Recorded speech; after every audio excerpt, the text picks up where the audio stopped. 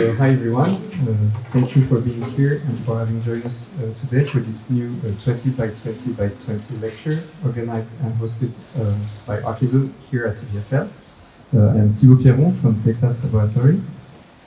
First, let me have a word for Archizoom before starting. So Archizoom, our in-house exhibition and event space, has set up a great program for this fall, among which we have the Super Rundown lecture series organized by the Laboratory of Sophie Dolay on city and domesticity. I should as well mention the current exhibition, you can look at here behind you, on Henri Corbeau, which shed light on his extremely vivid legacy for the understanding of the land, the territory and the environment, and showed how much his thinking has turned into a very fruitful school, which I think is very well represented here at EPFL at the moment. Today, we are honored to welcome two duos of guest professors of EPFL this semester. They are both teaching design studios, and they will present their work, and you will dialogue with them today. So this is the main idea behind the 20 by 20 by 20 format, and it is a great opportunity to know more about them and about their work. So I am pleased to introduce Stéphanie Herrera and Caroline Latte from the design practice, interior design practice Doorzon, based in Ghent in Belgium. And there is as well Marion Baumgartner and Luca Camponovo with an architecture practice, Camponovo Baumgartner, based in Zurich in Switzerland. So first I will introduce shortly the practice of Doorzon, and it will be followed by their presentation. It will last 20 minutes. Then I will introduce briefly Camponovo Baumgartner. It will be followed by their presentation of 20 minutes. And then there will be a 20-minute dialogue between the architects, and I invite all of you to partake in this conversation in this last year of the event. So Doorzon has been founded 18 years ago, if I'm right, in 2005 in Ghent. So you have been as well engaged in teaching since 2016. Yeah, in Kouloven, where you lead a master design studio. Yeah. So your practice tends to focus on domestic projects as well as large interior designs, sometimes in collaboration with other Belgian or international architects. And when we look at your work, well, one is struck by the wonderful collection of worlds in miniature that you create, and we are taken, I would say, by a sort of exhilaration from the specific language and poetics that you have created. I think it's like daring and experiencing with forms and material in both a clever and joyful manner, and I am sure we all want to know more about it. So sorry I forgot to say that before. Please, nice work.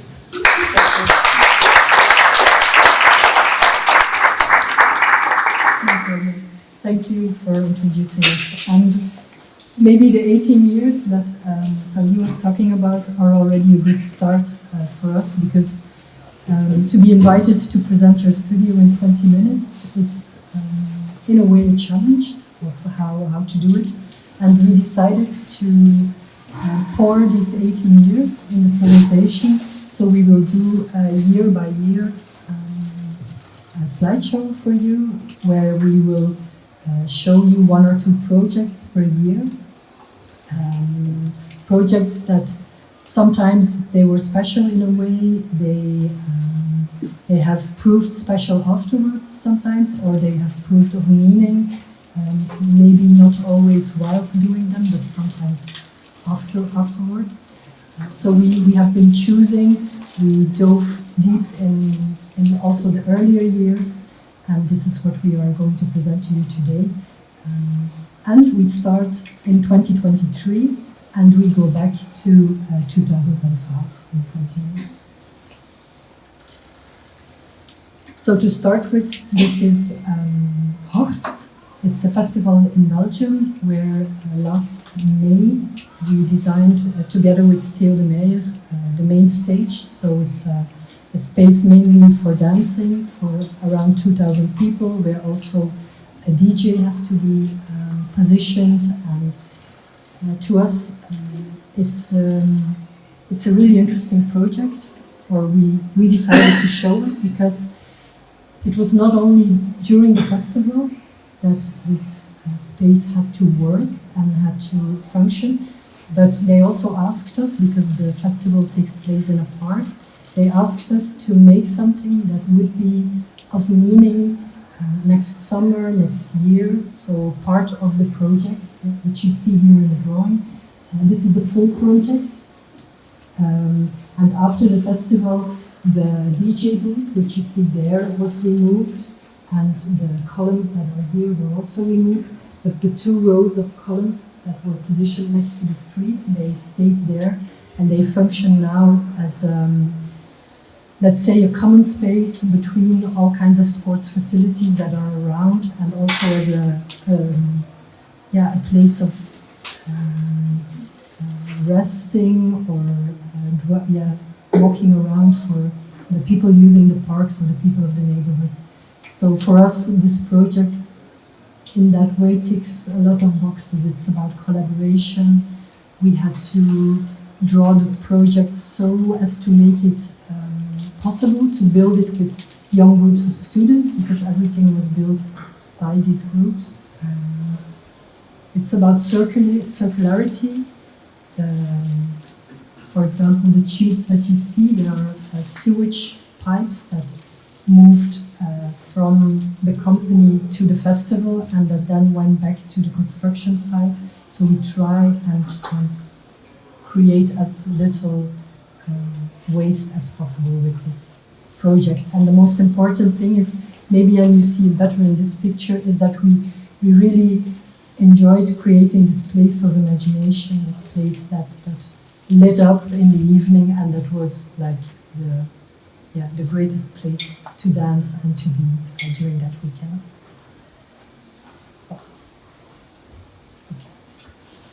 A project we did in 2022, last year, in spring, together with architect Thibaut and artist Baumgartner. It's a festival in Ghent, a 2-yearly festival that took place for the first time last year, and it's about the future of design, or thinking of design. So they organized several workshops and exhibitions, mainly about sustainable materials, waste, and new technologies. So we were the major exhibition took place in the Design Museum in Ghent, which is now under a major renovation. So the beginning of the festival was actually the ending of the closing of the museum for quite some time, for a couple of years.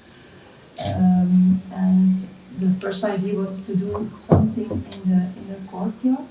It was not so clear what, but we decided then to open up this courtyard, which is actually property of the city, but it's enclosed by the buildings of the Design Museum itself, and not really accessible unless you enter the museum through the entrance door. So we opened up this space by relocating the ticketing bar in this garden, by creating a bar there, and also a new infrastructure for what you see here, a kind of gate that is welcoming the people into the major wing of the museum. And we made also a new connection with the street, which is actually reflecting the new concept of the new wing of the museum.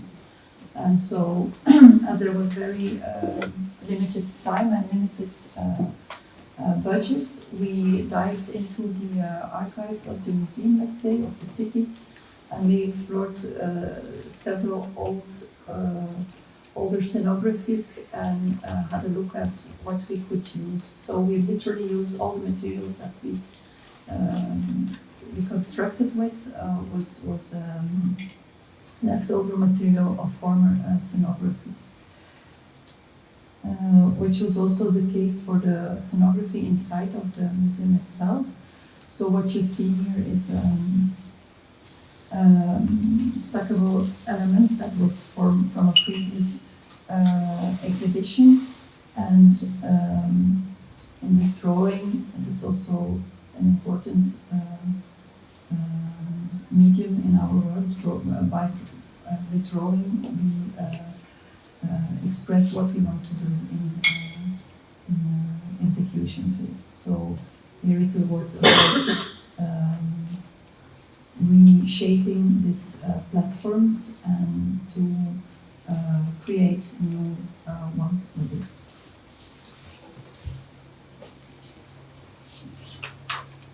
The next project comes across maybe more like a classical furniture project, where we were asked to make a cupboard, a desk, and a bed for a boys' room in Zurich, in a very nice apartment. And yeah, at first we are then very happy because we can make autonomous furniture, as opposed to what we are used to. Most of the time we create, when we create furniture, it's in a project, so there's always this project, this context, even a program for the furniture. And now we were then happy because we could do autonomous pieces, but in the end, we always look at a space where they are expected to be used, and still, even though they are in a way, or they look autonomous, they can take different configurations in the room, so you can place them in the periphery of the room in 3 corners, but you can also group them together back by, with their backs against each other to make a little island in this boys' room, and so we can play and move around the 3 pieces. And what is also nice is that we actually designed the laminate that they were made with, which is also really funny because when you have this infinite possibilities of designing a laminate, and then at one point you end with stripes and squares, which do not at all communicate a made-to-measure laminate, but still we enjoyed it very much, the project. The Belgian Art and Design Fair, also in Ghent, also collaboration between Doorzon and Theo and many other, Theo de Meijer and many other people were involved. It's a fair for design and art, and the organization, they asked us to curate the designing section, but we convinced them to, or we asked them if we could also do the scenography, because we believed it was important that creating the design section and art section, which was another person, and goes together with the scenography. Because mainly those fairs, they have a specific route in which the only, or the major thing is that a visitor sees all the different stands. So in previous editions, it became like a division between the art part and the design part, and we wanted to do it in another way to introduce also more other activities, let's say, than just the commercial part. So, like, it was a small marketplace. There was also the possibility to give lectures, a small cafe, and things like that. So, one of the things, or also a starting point for us, was the enormous amount of waste and waste of materials, and also time and energy that often goes together with these fairs. And we questioned that, so instead of that every participant comes with his own not so display furniture, nice, cheap-looking furniture for the stands, we convinced the organization to work with renting materials only. So everything was to be rented. You could rent a table, you could rent a wall, or even a small room, let's say, in which you could exhibit your art pieces or furniture as a participant. And there was also a practical issue we had to solve, because it was raining inside in this really beautiful and enormous exhibition hall in Ghent, the Floralium Hall. So we introduced several tents, bigger tents, which allowed us also to work with this enormous scale of this height of this exhibition hall, so that the scale of the hall was much more closer to the scale of the different stands, let's say. And this is a drawing with an overall view of the major tents. It's changed in the end, it was not 3 but 2, and then smaller tents were added, in which also you recognize a color scheme which indicates the different parts of or different elements you could rent it, let's say a carpet or a wall, a room. Yeah, that's it, basically. Okay. A very small fragment of a big project. The project was actually, it's called SQ Central, and it's a big co-working space in Brussels, and it's situated in the nice building that you see around this little terrace with the little, even more little house on it. And we chose this picture for this big project because it has a special meaning to us. The project was, maybe it's important to say, also the furniture project that I just explained was a collaboration with the Brussels gallery Maniera. Also this project is a collaboration with Maniera and also with a lot of other designers, of which also Pierron and Fabi, who are colleagues here with us as guest professors. What was special for us about the project is that we had actually 2 phases in this project. We were, on the one hand, we were project architect to refurbish these thousands of square meters of office space. On the other hand, Maniera also selected us as one of the designers to create furniture for the project.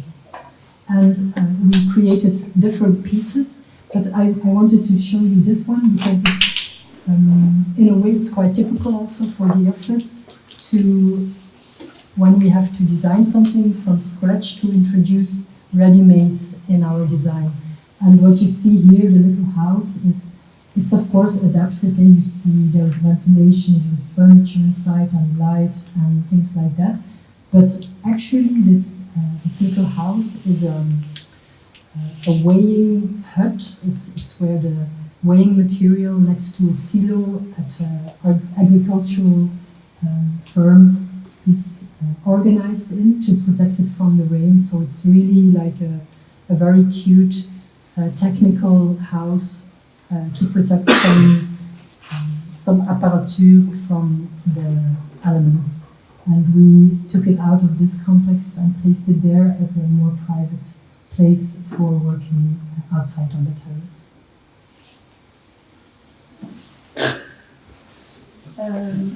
A private project in the center of Antwerp. This lady, the owner of the house, her dream was actually to introduce in her house that she shares with her family a small bookshop for Japanese photography books, and also to be able to organize tea ceremonies with guests. And so what you see here is actually the entrance of the house with a huge corridor that is leading to the garden and the atelier of her husband. And it's not in this picture, but at the right side there is like a major facade, inner facade with connections to the to the house itself. So we introduced here a fixed table in granite with a long bookshelf, and the materials are referring actually to the colors and the materials are referring or are determining the overall atmosphere and referring in a way to the intimacy of Japanese tea houses, traditional tea houses. A drawing in which we explore the possibilities to use leftovers of granite plates for this countertop. In the lecture first, but in real life last, or a latest collaboration with the former architect in the Wereld Interieur. I will be really quick because we do have a problem, I think, with the amount of slides and time.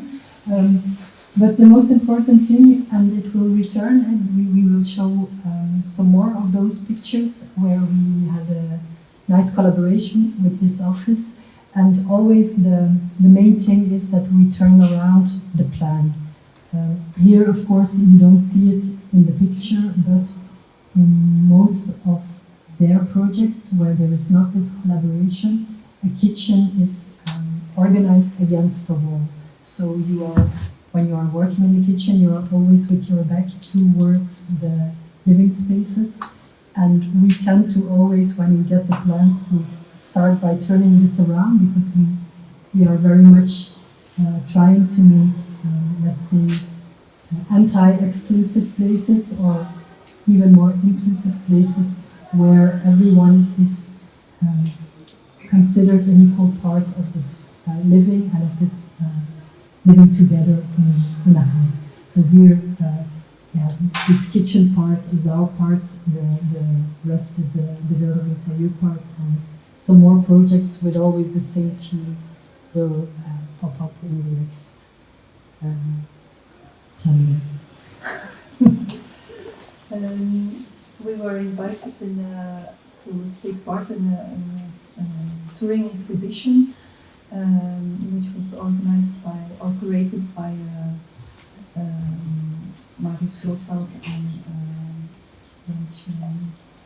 Emmons, in collaboration with Drawing Matter and the Architecture Foundation of Rome.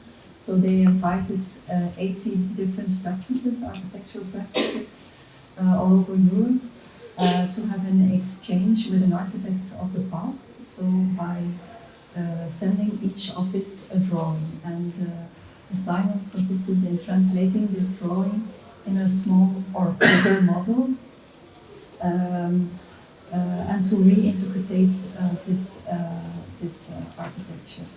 So when we got our drawing, we were told it was a project by Zahra Abid, which was not the case. So we didn't know that, but we couldn't find anything about this drawing, which was not surprising, of course. So in a way, we were completely free to reinterpret this drawing, and our act. The first act we did was adding scale, let's say. So by introducing a line that becomes a wall, suddenly becomes a gate and a door. And then a second movement for us was to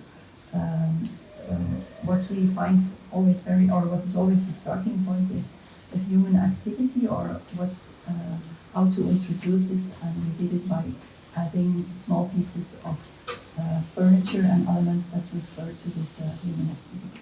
And it's very small. It's like a model of like a brooch. Yeah. And yeah, by the way, then afterwards it turned out that it's a project of OMA. It was the dancing theatre in Notre Dame.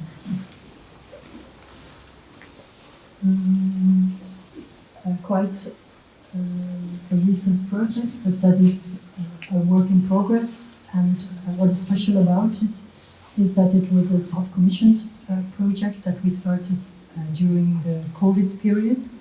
We kind of squatted this serra, this greenhouse, and are since working there. We are teaching there, we are inviting people there, and it's an interesting project because it's evolving the whole time. Since it's self-commissioned, you can, in a way, do what you want. So Caroline and I have done our studio there, but it's also an interesting representative place. It questions so many things being there. We also invited our students there to stay during the study trip last week or 2 weeks ago. And yeah, the work in progress nature of it has made it quite important in a way that everything that came after this project was in a way influenced by the project. So that's very nice if you have the opportunity to self-commission something, whatever it is. There is great freedom to how you deal with it and how you position yourself in it or towards it. And you can keep on learning from it or do things to make it evolve. And it's really short talk about a really big project, but let's continue. An apartment in Ghent, a writer who decided to, and his partner, they decided to move in together, and basically they had this huge collection of books. And a cat that had to take place in this small apartment. And so what we did basically, we designed this two-layered wall of books that open up, and it's in a way a very pragmatic solution to a very pragmatic question, but it changed really the atmosphere and the spatial qualities of this living spaces in this apartment. In 2019, we were asked to take part in a furniture fair, and actually we were asked to take part with only one piece of furniture that you see in the foreground. It's a kind of a sofa, but we thought, no, that's not so interesting. We want to collect all kinds of furniture that we have been making in the past few years in projects, and we want to show all those things together. So it's also with Theo de Meijer. And we started collecting from previous projects all these pieces. And also to us, actually, this was the setup on the fair. It was, when it was set up, we suddenly realized it was a family. And they in a way, they almost belonged together. And also people that came to visit the fair the days after, they also always refer to it as a collection, as if we had been making these things together, but they are, there is 10 or 15 years in between some of the pieces, so it was great for us to discover. And then also we find it really important to be as communicative or inclusive in our communication about who took part in creating and making all those pieces, and we ended this furniture adventure with the knowledge that it takes 45 people to make 9 pieces of furniture, which has also proved important afterwards for our office. This is a project in Paris in collaboration with a friend, Paris-based office, Studio. when they introduced us in this project, everything was already determined, let's say. So we really came up in the latest phase of this project, which is for us not the best way to work, because we really like to be involved in the beginning, so we can take part of or question also the existing architecture itself. So and on top of that, there was an extra difficulty in the tender. They already described all the finishing materials, and the architects themselves, they had to do it in a really short time. So they were there was also this panic because they didn't really know how to deal with these materials or what to do with it. So basically what we did was we used these materials to, where possible, we could create an intervention that does something with the qualities of the space itself. For instance, this is the corridor. I'm not sure if I already mentioned, it's a lyceum, a school in... I already mentioned. Yeah. I was communicating it. So these long, often dark corridors, we connected the seal and the walls and the flooring by using different materials and creating these patterns in order students to be able to orientate themselves towards the building. So how much time do we still have? Not much. Maybe you want to flip Yeah, we just flip forward. Yeah, we have a very nice competition, We'll get back to it. scenography, really big project in Charleroi where we did big furniture, interior, a nice collaboration also with the former developer Thibaut.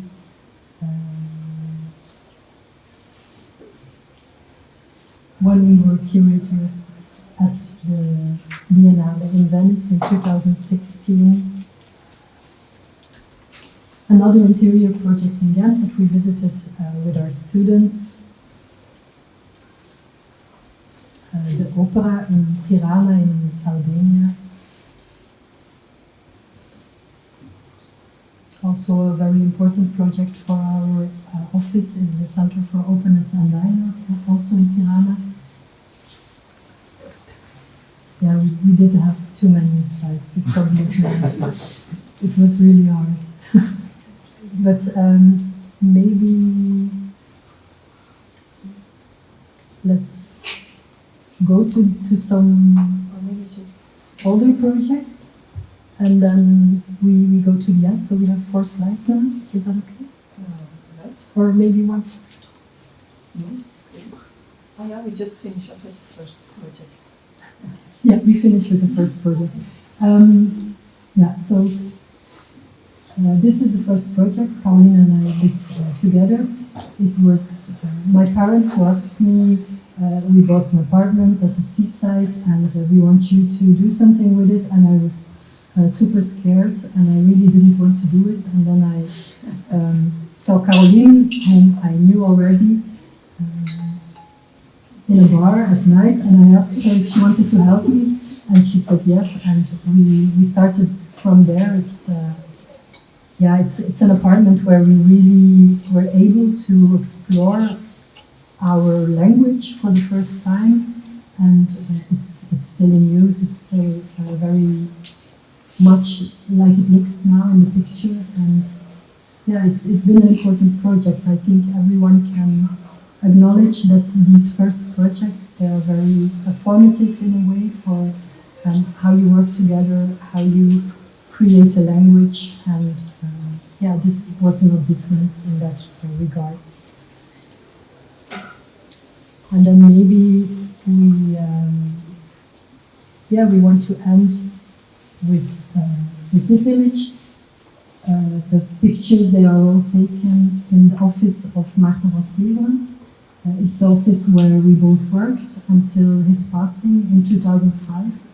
And so we met in this office, and after Maarten passed away, we decided to continue or to start collaborating, the two of us. With one project, because there was no intention of starting an office at all. Not at all. We just started with this project, and then the rest is history that you just saw passing by really quickly. But maybe just to end, it summarizes in a way also a way of working that we experienced in this environment, this world of Maarten. And just to mention a few important elements, taking time to develop this design process was really important, regardless economic issues or so exploring possibilities, making models, making mock-ups for furniture, but also for projects. So I think we were very lucky, and it's still in a way in the way we're working today, and we like to continue working, I suppose. So thank you very much.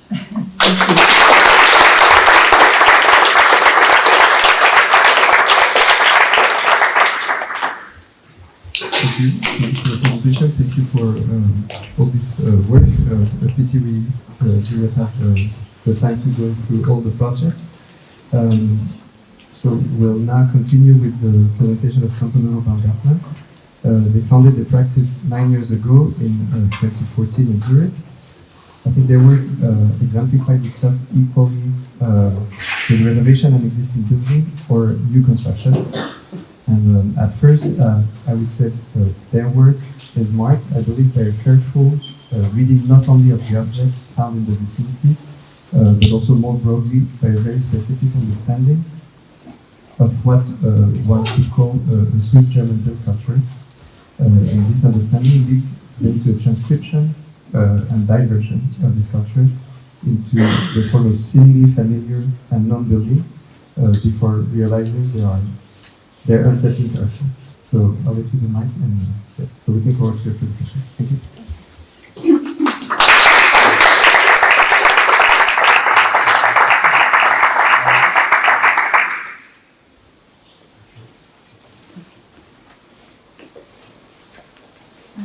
Hello, everyone.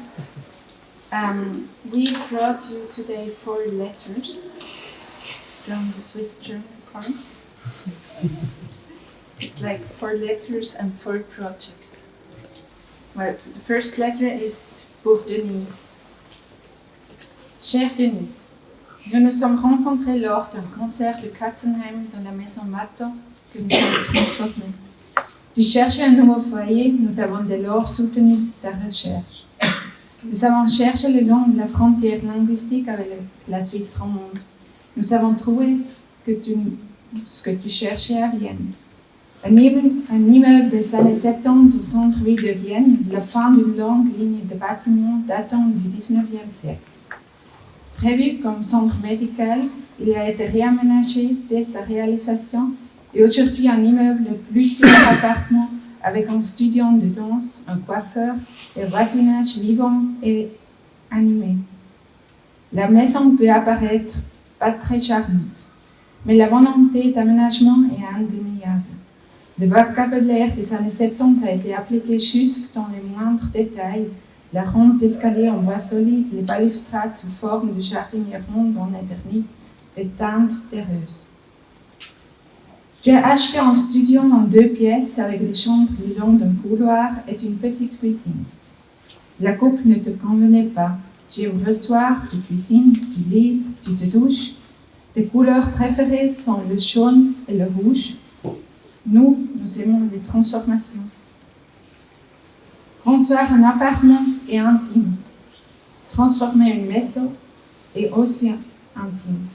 Nous avons dégagé couche après couche, taillé les plaques, gratté le plâtre, démoli les murs non porteurs, retiré les anciennes fenêtres en plastique. Nous avons créé de l'espace pour toi. Les murs restants s'avancent librement dans le plan, ils changent de caractère et d'effet et deviennent autonomes et physiques. Tu es venu nous voir au bureau, nous t'avons montré les premières esquisses. Nous avons ajouté des murs, ou plutôt des morceaux de murs, des segments individuels, des cercles détachés. Ils sont l'espace sans le contenir. Tu étais enthousiaste. Tu voulais déjà quitter ton appartement. Tu vis seul. Pourquoi une chambre? Pourquoi des portes? Une porte par personne doit suffire. Tu as tout de suite été d'accord. Au plafond, d'une dalle en béton avec un coffrage en latte est apparu derrière les plâtres. Tu voulais y réfléchir encore une fois et tu t'es finalement laissé convaincre. À certains endroits, nous avons dû faire quelques retouches. Au sol, nous avons posé des planches de bois correspondantes. Nous avons construit des segments de murs en construction légère et les avons enduits d'argile. L'argile souligne les différentes ambiances lumineuses. Elle est tantôt homogène et mate, tantôt elle montre les traces de travail, tantôt elle scintille et miroite. L'espace est ouvert aux divers usages. Il devient large, plus étroit, il s'ouvre, puis forme des niches. Il en résulte des relations visuelles surprenantes et des séquences spatiales inhabituelles. L'espace cherche toujours la lumière, c'était important pour toi. Tu nous as demandé où vont mes livres, mes vêtements et mon canapé, combien il encore mes tableaux. Nous avons conçu le plan sur mesure pour toi. Des éléments encastrés en bois massif s'insèrent dans les segments du mur. Nous avons ainsi inséré en grand réduit une bonderie, mais aussi des armoires et des étagères. Une petite table te suffit désormais comme poste de travail. Dans les niches où l'espace est plus étroit, nous avons également installé des lumières. Il en est résulté un bureau confortable et pourtant l'espace est ouvert avec les relations vers la cour, la cuisine et l'entrée. Quand tu cuisines, tu veux être avec tes convives. Tu souhaitais un plan de travail robuste. Au départ, nous voulions un revêtement en pierre artificielle. Il nous a fallu du temps pour nous mettre d'accord avec toi. Et puis, les difficultés de livraison ont déjà commencé. Une plaque d'éternité a été la solution. Fait-elle ses preuves? Nous avons eu beaucoup de plaisir à interpréter le vocabulaire formel de la maison. Nous nous sommes inspirés peut-être même la bouche d'incendie rouge devant la maison. Dans la salle de bain, un pan de mur entoure une douche jaune presque méditerranéenne. Nous avons inséré un verre dans la brèche vers la chambre à coucher. Dommage que ce moment soit presque impossible à photographier. Nous avons fabriqué beaucoup de choses nous-mêmes, par exemple les interrupteurs et les différentes pièces en laiton dans la salle de bain et la cuisine. Les luminaires, nous les avons copiés ailleurs. Nous avons presque fini à la date prévue, presque. Très gentiment, le menuisier t'a laissé entreposer tes affaires jusqu'à ce que tout soit prêt. Nous avons mis un point d'honneur à t'aider à aménager. Le déménagement commun a été un beau moment, très joyeux, je me souviens avec plaisir. Chère Denise, je te prie de m'excuser pour cette longue lettre. En fait, je voulais juste te dire que la nouvelle tringle à rideau est commandée. Elle arrivera en novembre. Salutations cordiales et merci beaucoup. So, dear Robert Rotta, you surely remember the Silvretta housing estate, your contribution to the Zurich Garden City, the idea of which Albert Steiner created in Schwamendingen in 1948. You built the 10 buildings in the summer of 1950 in a record time of only 5 months. The housing shortage at that time must have been devastating. What was it like to design the houses that leaned so heavily on someone else's idea? But you did have your own urban planning intentions. You deliberately turned two buildings by 90 degrees and placed them on the side of a street. Almost a revolutionary statement against the garden city. You worked the floor plan until it was good, and you have attached 3 flats on one staircase, an exception in the Gartenstadt. How many people lived in your flats? The density must have been much higher than today. We also asked ourselves, how did you live? Your client was a carpenter firm called H.R. Jägen, but the material of the hour was the brick. Rarely a garden city in Zurich without the burnt brick. The vocabulary you used was the one of the garden city. Earthy plaster, flowing landscape spaces, tiled roofs. The design style was predetermined by the availability of funds. But even there, despite the limited means, you took your liberties, albeit on a very fine, small scale, and you smuggled an exception into the project, the floral window on the street. Your estate got a bit old today, no wonder. It quietly celebrated its 70th birthday during Corona. Time has stood still now. The playground is deserted and the children have moved out. Unfortunately, in the 1970s, someone had the idea of putting a garage into the garden. It now lies half buried in front of the flat. Reconstruction is the order of the day. The Unia Foundation, our client, was prepared not to demolish your settlement, but how do you convert an entire estate? Well, 4 houses were to be renovated and 2 demolished in favor of a new building that would bring a breath of fresh air. We could use these buildings that are to be destroyed as a hotel during the renovation. The planning of the Rochade was complicated, but it was worth it.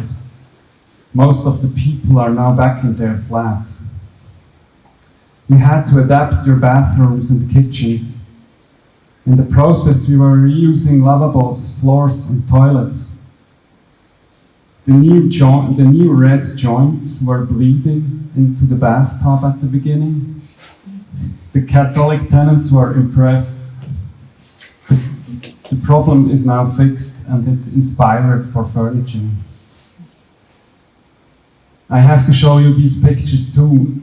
Hopefully you can live with them, but you were not very nostalgic in the 50s. The demolition went quickly. Now there is still a gap in the settlement. But we were able to put many components aside to reuse and rebuild what is good. Next year we will close this gap with the new building. It'll renew the settlement from its center. 2 volumes with an open staircase in the middle that reconnects the outdoor spaces. The client has set us a tricky task in the competition.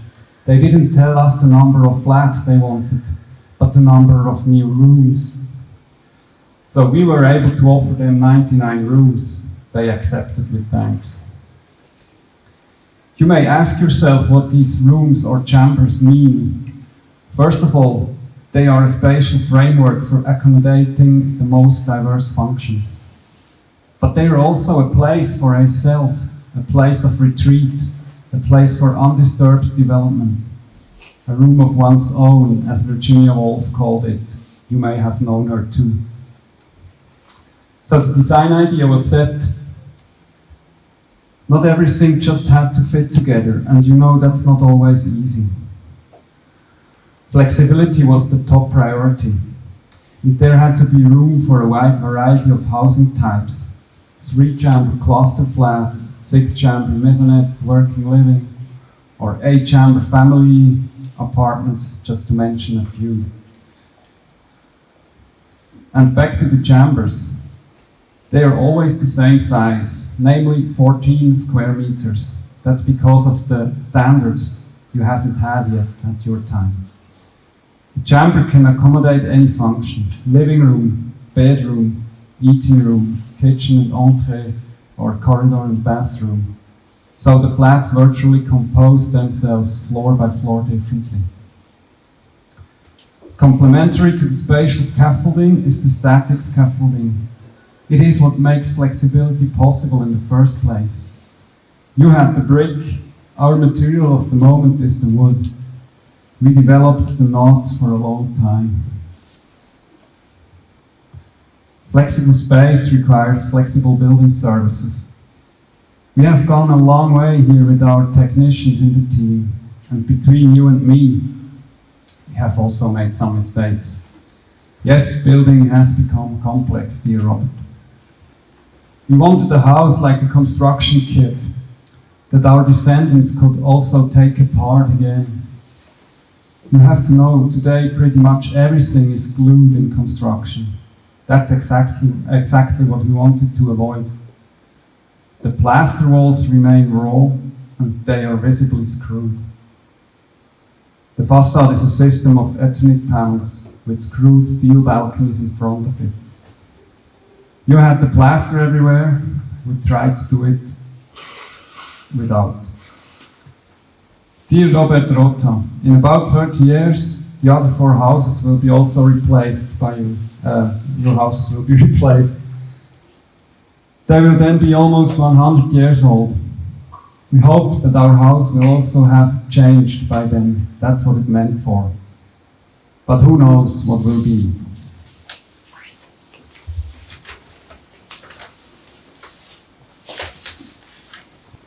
Dear Erzfröhliche, unfortunately we never met in person, but we got to know your house in Simeone and through it a little bit about you. Like wine, there are stories about your house. You bought it for 5,000 francs in 1950, a rustico with a plumpsklo. We think you were a sociable man, humorous, poetic, devoted to wine. The whole house is an ode to Ticino, the Boccalini, the Ticino tinging. Your friend from Solothurn, Merlin Miller, created the pictures you framed together. We think you were also a daredevil, a fearless doer. At one point, you poured a concrete slab on the beams for a bathroom. Our engineer rarely gets nervous. There was a shotgun hanging from the crusty beams, and in the kitchen a piece of linoleum covers the spot where your nephew Adrian crashed through the floor. Dear Ernst, perhaps we are less harsh today. Your house had no stairs, only steep stairs outside on the facade, and a stove that burns more than it heats. Nobody dares to enter the bathroom now. That's why Walter and Patricia hired architects. You may laugh. We tried to be careful, to give you space. We only removed what is absolutely necessary. The rawest part was your concrete slab. We took back the partition walls, stacked the vacuum into firewood. Then we put a nice round in the floor. We tightly coiled the new staircase and inserted it where Peter also wanted a support. This also made the upper floors accessible again, and we were able to place the bathroom here that we removed below as drywall. The living floor is now almost spacious. Peter Braun, our friend, our ally, and our static conscience, supported us constructively with its always quiet mockery. You would have liked him, for sure. We approached the solution with sketches. A floor-to-ceiling framework on the second floor now holds the house together. Oh yes, the staircase. It was supposed to be a gag, a ready-made product from Hohenbach, Fontanot, or similar. Unfortunately, they are also inflexible. So it was a custom job after all, inspected and tested by the steel constructor Scaramella and his 87 kilos.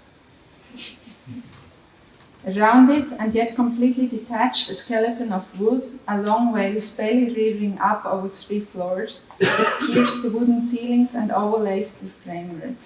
The exterior is notched at regular intervals. We had the skeleton filled with bricks. We were surprised how precisely and beautifully the bricks were laid.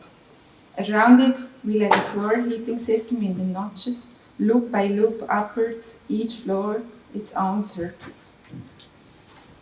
Then Mr. Haller from Bern came with his sacks full of clay and packed the whole thing thickly. The clay was first soft, almost creamy, then it became leathery and increasingly tough and furrowed until it was covered with primeval flakes. We plastered this blank with pink clay and smoothed it. We like such massive physical elements in the room, such patient fellows, that, like a tiled stove before them, form a focal point, a centrality in the room. The remodeling then also became a project of doors. We reused the old colorful room doors as closed doors. The new doors all meet in a small space.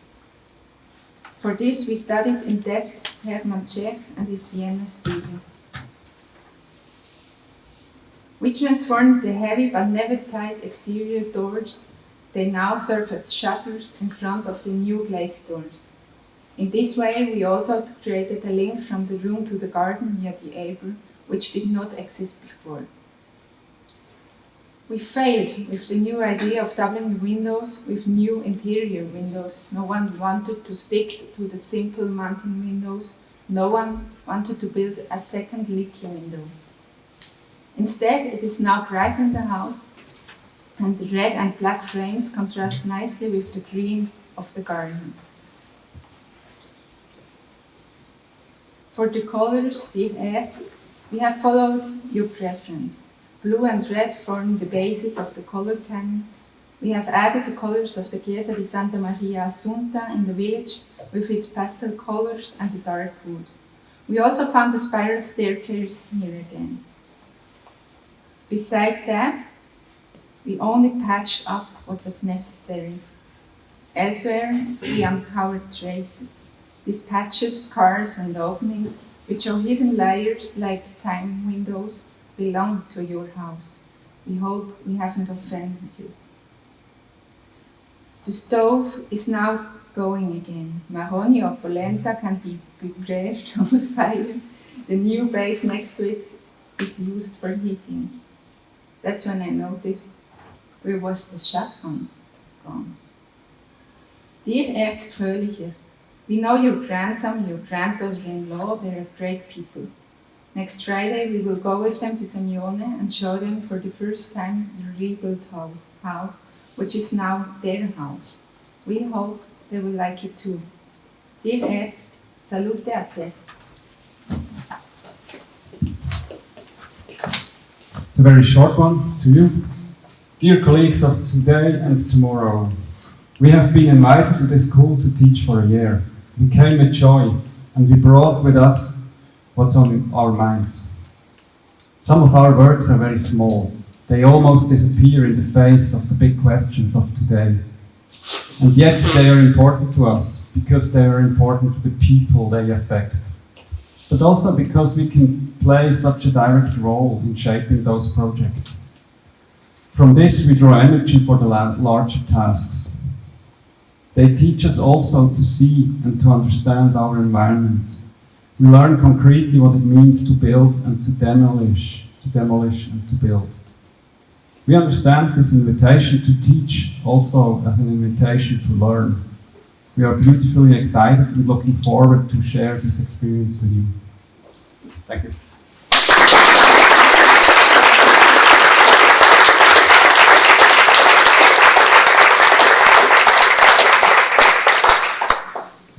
So maybe to open up the conversation, I didn't brought proper questions and maybe topics, and the question I had and tackled, but maybe indirectly, and I think we are shouldn't be shy to ask it. It's about style and language, and I think both of your practices develop a very specific language. It's not always the same, but it has like very specific traits that are seemingly consistent from project to project. And I would dare to call one maybe in a way like maybe you are around some of the I don't know how to call it, but well, let's put it bluntly.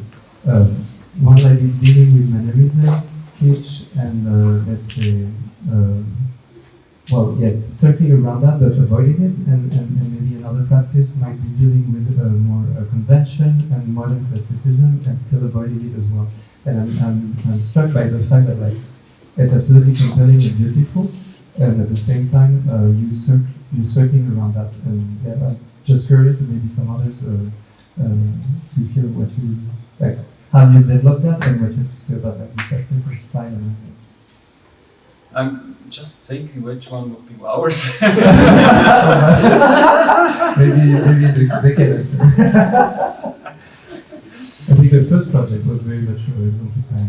The one you showed, like Yeah, the classic problem is modern- our projects, they really don't follow a style or a line or something. It's really what we gain is like really from the site, from the place, almost archaeologically discovering things, and they are then to be developed. And it can be such a different language anytime. So it was also, we talked about this a lot of times since we started 10 years ago now almost. It was really always, what are we doing? Are we not understandable because we have so many different works and also so many different scales. We just showed the small scale, we also do big scale projects. But we are sure we're on our way, and you tried that formulation, that's interesting. So, but I couldn't say.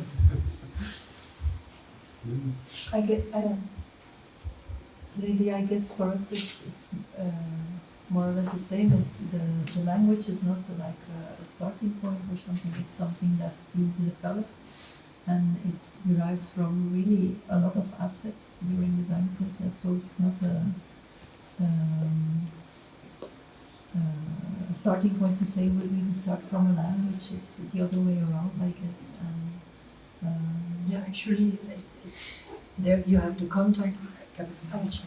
You have the context. You have the history of the place. You have some things that have to do with the clients sometimes. So all those things, they come together, and that gives literally form to the project. And it was maybe only in around 2013 when there was a first small monography about our work, and we had to start spreading out everything on the floor, that suddenly we saw those certain things really coming back, and that you realize that you are trying, or that you are beginning to develop a very strong language which you never intended to do. So it came as a reflection, the realization of this, to be honest. And also now, the days before, because we were working on this, again we were going through some older projects, and then the slides, they come after each other, and then there is like, in the beginning there's like a red spot in all the slides, and then it becomes a green spot, and so also with color there is something, it's but as Lucas said, it's never intentional, it's so It's not what you want to No, hear. no, no. I don't agree. Or maybe yes. It was a topic to be brought, I think, but no. I think a second of the thing I had in mind looking at your work, and I think it's related, and you basically made the link, so I'm going to put it forth, is really like the way you deal with let's say existing components, so it can be really from as you call it, like the archaeology of a place, but also like maybe gradually going to larger elements and larger aspects. I was referring to you to your work as it's culturally engaged with a sort of legacy of what is the Swiss German culture, built culture. I would tend to see the same, let's say, in the Flanders region, that maybe less specifically, let's say, graspable at first glance, but it is not contradictory. I mean, you can develop a very strong language, yet having it by looking extremely carefully at what's there. And yeah, I think this tension is very much there. Let's say, The answer you give about the formalization and the moment it becomes almost a language, it might be entirely, let's say, accidental. Yet, I have the impression that there is recurring themes and patterns, and they are very culturally informed. I was struck at some point because the scenography you showed for, I don't remember what museum it was, a recent project. Shapes were like literally the Super Ronda sofa, and like it was funny because you showed the accelerometry and we were looking at the object here. So this culturally informed, like it might be unintended, but it's just there, and yeah, well, I should reflect on it. It doesn't translate directly. But, yeah, to go to the second topic is like the way you appropriate and reinterpret, and even like miss or displace and deviate.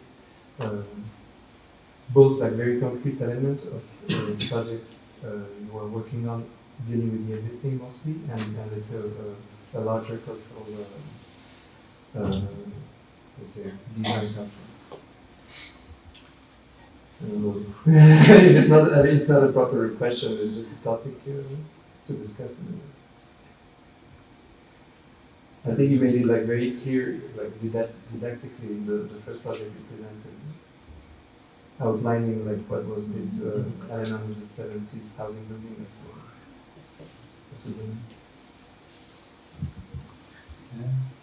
Maybe what is constant in our work is that we see everything as a transformation. Mm-hmm. So we've seen that on the fly. We sent an urban scale project, which we haven't presented yet, because we can't yet. We can open 2 weeks.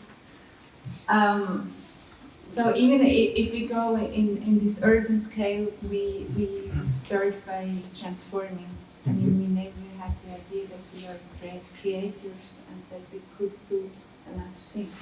So even in the urban scale, we start by what is there, by this archaeological research, and then we start to continue. And this maybe will answer also the first question you have. Maybe it's not, I mean, we're really not looking for language, but of course there are materials around us. Mm-hmm.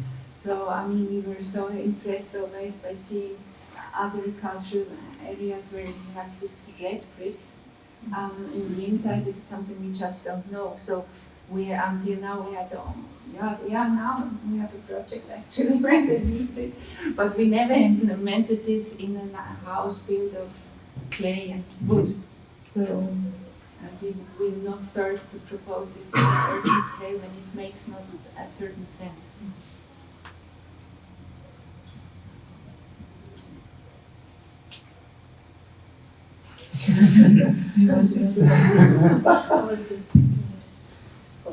Well, maybe on a slightly different level. I think it's part of the same story and family, but you use it maybe slightly differently in some other projects. But the way you explained that you were transposing in the city center of Brussels on the square, like an element that was coming from the countryside and almost a ready-made object, displace it. I see a sort of lineage in the topic we're discussing, but yeah, I also felt quite close to what you were explaining, Marianne, by you were giving this urban scale as an example, but before when I was speaking about those autonomous pieces of furniture that we were asked to design, that actually sitting at a table and having a white page and designing a chair, I wouldn't dare to say that we are not able to, but after 18 years, I think I almost have to say that we cannot do this.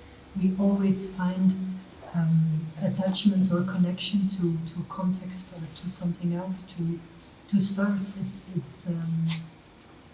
It's very, very much connected to our practice and apparently also to your practice. So the white space or the white page is the carte blanche is really not something that we are desiring or that we are longing for.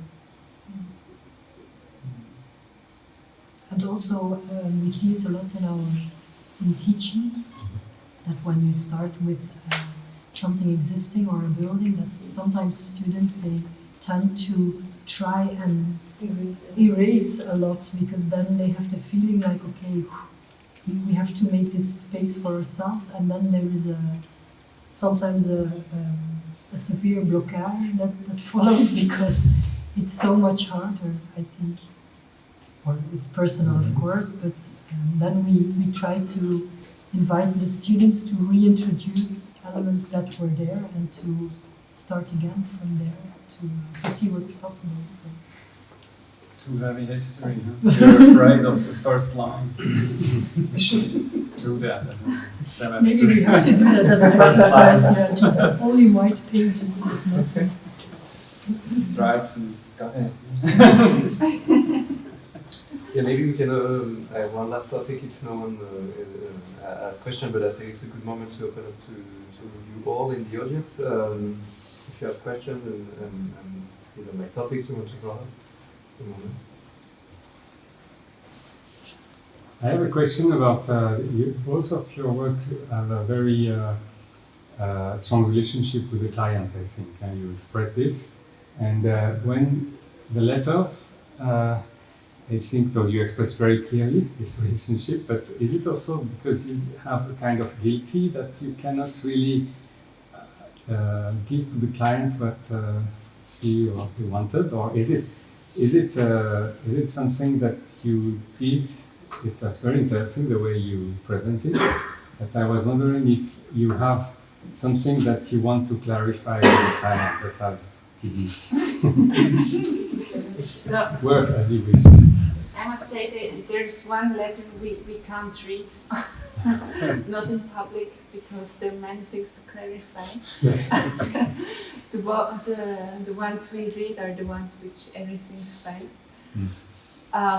We like these letters because it's really, I mean, working for a client, as we said in the letters, is extremely intimate thing. I mean, we design where they sleep, we design where they eat, we design their bathroom. So you get so close, but actually you never mention it. I mean, it's, you don't need a bathtub, okay, so you plan a shower.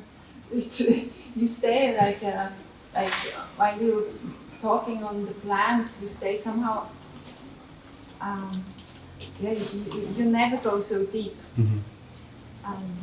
Maybe this is what then we try to get back and say, hey, I mean, after it's a long relationship. If you make a transformation, usually it doesn't take 5 months. Then you see better. It's many years. You talk about every detail, and in the end, there's this relationship. But I think we don't feel it. I hope we have no And it's maybe also doing the same. We work with private clients a lot, alone. And it's just really another thing as with the institutional clients. No? It's very different. It makes really, we work with their all of their money, it's in our hands normally, so it's kind of responsibility. When you were reading the letters, I was making in my head letters to our clients for certain projects. It's also good to hear that you read the ones that you can read, and that there are also letters that you wouldn't be able to read, because in my head there were also those two kinds, of course. But it's an interesting way to approach it, I guess, and to also find a closure in a way after a project, because we were also, we have skipped a lot of slides, but one of them was also a project that during the process everything went wrong, nothing went according to plan. We really fought a lot with the client, and when the dust was settling, to say, and we sent a photographer, and afterwards when the pictures came back we could again see it in a different perspective, and it became quite an important project for the office. So there is this time to digest also afterwards. And now we are also with the client, we have very good contact. Caroline was invited there not so long ago to give a presentation. So they are super happy with their house, they are very enthusiastic and proud. But when we closed the project, it was a completely different situation, and a letter could have maybe helped, or it could have meant something. in this process. Yes. The letter, you did them for the conference today, or you do it for every project at the end? It's a conceptual way to put away things or to clarify things, or you made it just for the presentation? We started quite a while ago with, actually it was the Denise which inspired us, and we started with this letter for another conference 1 year ago, and it inspired us to continue, but we haven't done it for all them, of course. Yeah. Not yet. Probably it would be good for some clients to do it, to yeah, or not to publish.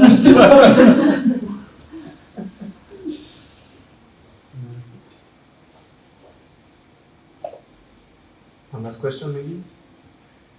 Yeah. Yeah, these letters, yeah, it was very interesting, and I was wondering, like, some of them, for example, the first one for Denise, do you actually send it to her, or like for like the one with speaking to the ex-owner of the house who's dead now? Was it for you to relieve yourselves from kind of the fact, yeah, like you said at the end, we hope we didn't cause you any trouble or something? Like some of them, you actually send them to the client, so it's just for you to end the project and say what you want to say about it. So the one for Simeone, actually I wasn't really honest because we showed him the house last Friday. We already went there, and it was a really beautiful moment because I told him I prepared something for a lecture. Do you want to hear? And we were there in the garden, and I read the letter, and they were really, it was really emotional for them to hear this. It was really amazing because before they were like, yeah, the first works, the last works you have to do to finish the house, there's some joints, there's some troubles. And then this was really super emotional moment. It's the grandson of the one you wrote the letter to. Yeah.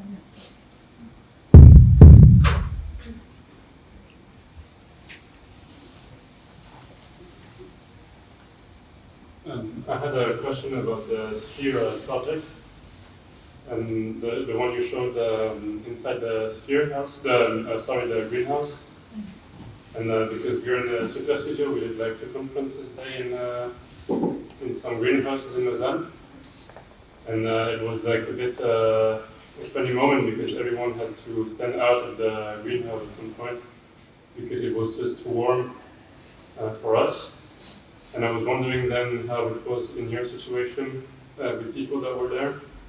If at the end you managed more to build a strong image about the greenhouse, about living in the greenhouse, or if it was like a successful experimentation, let's say. We consider it a very successful experimentation, but it's of course an ongoing experiment.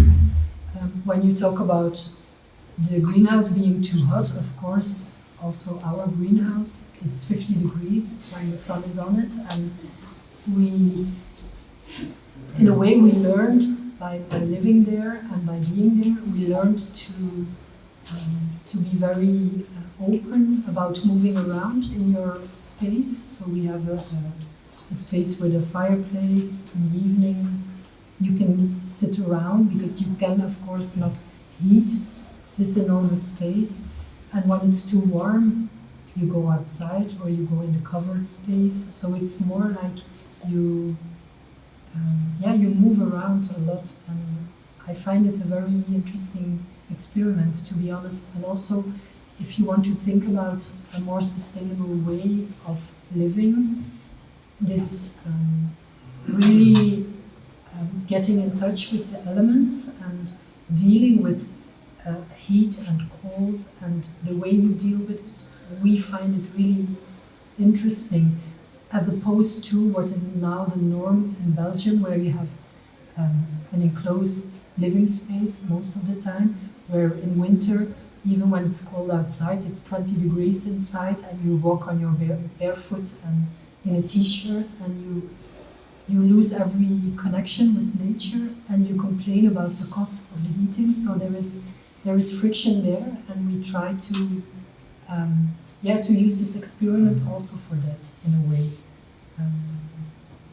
So I hope it answers your question in a way, because I didn't understand everything. And were there some technical elements inside to regulate climate in a way, or was it very... We only have roof windows that open. Okay. So, and we try in summer to create air circulation. That's possible, but there is no more high-tech machines or whatever to regulate it. So it's a purely naturally regulated space. Okay. Thank you. I think it's over to wrap it up. Thank you for most of the presentation. I'm sure it gave the chance for many in the school to know what is your work and how you work. And I think the link in the connection music and your practice, while being very different, I thought it was a very fruitful discussion. Thank you very much. Thank you.